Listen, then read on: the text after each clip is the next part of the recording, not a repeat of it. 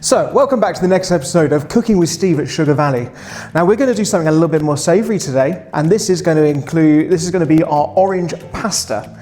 Now we're going to start off with, as always, Sugar Valley oranges. You're going to need 2 of these, and we're going to use the juice of 2 and the zest of 1. Then we're also going to have a good old wedge of tagliatelle, fettuccine, any of our Italian friends type of pasta. You can either use Parmesan or Parmigiano Reggiano or Pecorino for our sheep lovers. We're going to use Parmesan today to keep with the cows. We're also going to need 2 cloves of garlic, some parsley, and the finest olive oil that you can get. Now let's make it. And first of all, we will juice our orange, and look at all of that juice coming out of there.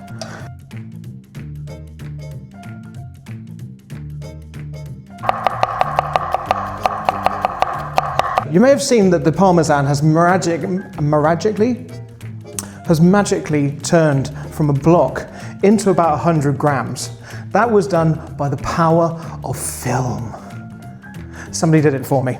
Now, I've also done the garlic, which has been finely sliced, and we're now going to be doing our parsley. Scrunch it up into a little ball, because we're going to be cutting it up finely anyway, and that will help you manage it a bit out. 3 fingers in front, and then we can do a little bit of seesawing. I'm not a professional, so I'm just doing some stuff. Until it's sort of coarse and it's letting out a lot of its fragrance, which I can smell. And now we're ready to move on to doing some cooking. Knife down because it looks aggressive. So 4 tablespoons of oil. We're going to put in our garlic.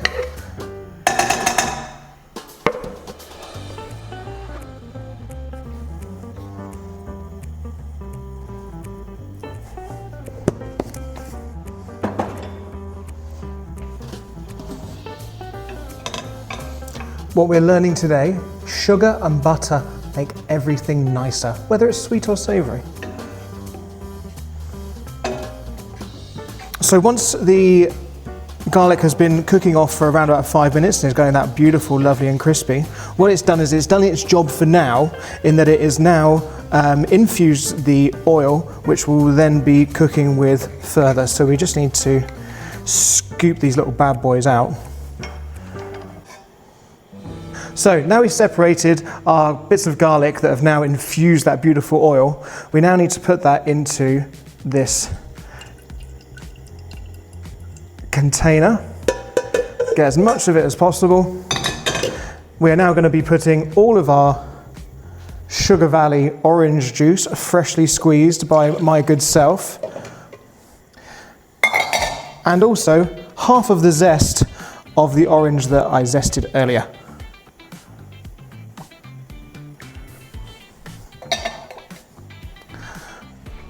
Meanwhile, the water has come up to boil, should always be heavily salted, so it needs to be like seawater salted.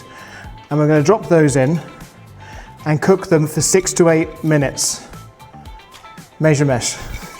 Maybe a little bit less. Have a feel. See when it's just becoming al dente, see when it's just becoming about ready for what you and your family would want. So we're blitzing our garlic infused oil, our Sugar Valley orange juice and our Sugar Valley orange zest, and we're going to not get it wrapped up. And we need to do it until it's a very light foam.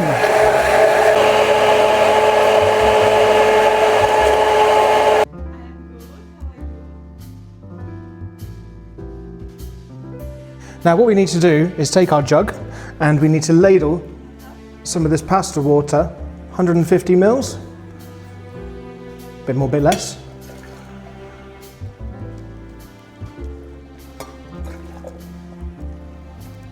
That was a bit more. And now we need to go and spoon in, or hand in, our Parmigiano Reggiano.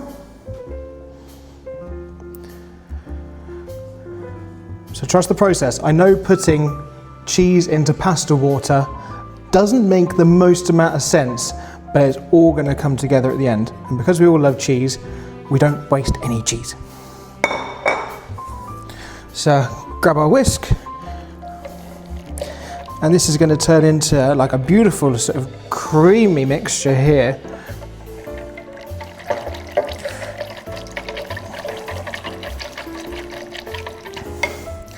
And now what we're going to do is mix both of these back into our hot pan.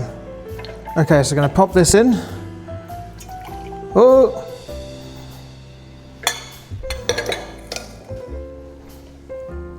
Mixy, mixy, mixy.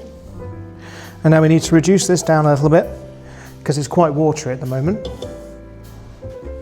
We can do that with our handy spatula. And this is going to reduce in to become our sauce for our pasta. So if you're finding that, so once you've kind of put your salt and pepper in, and if you are finding it still a little bit tart, don't be afraid to put a little bit of sugar in. And also, just to balance that sort of sweetness, you can still put that little touch of lemon in, which just kind of evens out the flavors. And let's not forget butter. We're going to use butter at the end, but you can put some in now if you really want to. And never forget your Sugar Valley zest. Plonk that bad boy in there. And now we're going to mix it all through. And don't worry if this comes up to a little bit of a boil. It's all manageable. What we all need to make sure we always do is season. Some pepper,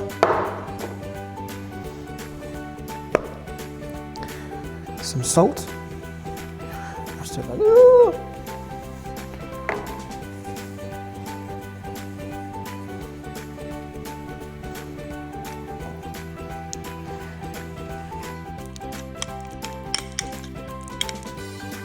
So now with my asbestos fingers, we're going to be taking the pasta and putting it into that beautiful mixture. And of course it all comes out in one, because this is show business, baby. And that'd be far too easy if it came out little bits at a time. So you get that in there. And now we're going to incorporate it all together, making sure every last tendril, is it tendril? Tendril is coated.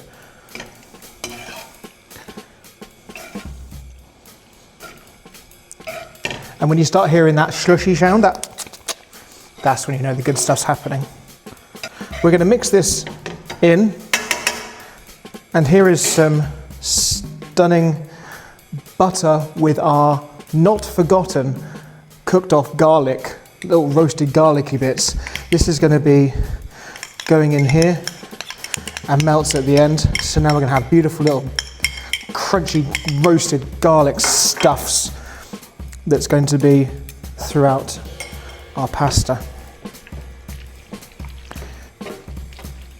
And now what we're going to do is you grab like this, twist a bunch of times so you get a nice good portion. Bring it into the top and rest it there. Then, who doesn't work well with another bit of cheese? And some parsley to garnish. Voila!